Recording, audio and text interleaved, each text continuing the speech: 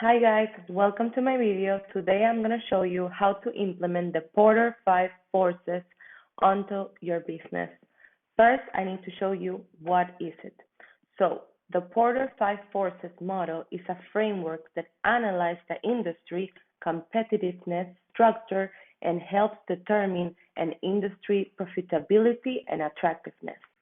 The Porter 5 forces model can be used as a tool to analyze the competitive environment on your business and formulating your business strategy. Here are some steps for using the business model. Here are some steps. First step, and really important, identify the industry or market you want to analyze. Assess the threat of new entrants by considering barriers to entry such as capital requirements, economies of scale, and governmental regulations.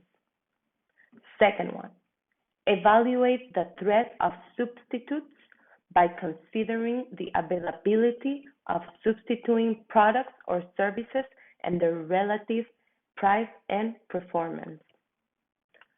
Third one, analyze the bargaining power of suppliers by considering their relative size, the importance of the products to your business, and the availability of alternative suppliers too. Fourth one, access to bargaining power of buyers by considering their relative size, their importance as a customer, and the availability of other alternative products too. Fifth one, analyze the intensity of rivalry among existing competitors by considering the factors such as market share, product differentiation, and the level of fixed costs. Use the insights from the analysis to identify your business strengths and weaknesses and to develop a strategy set for your success. This may include differentiating your product offering, lowering your cost, or targeting a niche of markets.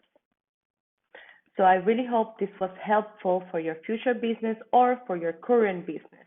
By using the Porter 5 forces model, you can gain better understanding of the competitive environment of your industry and develop a really good or perfect strategy to create a sustainable competitive advantage on your favor. So thank you so much. Hope you see my next video.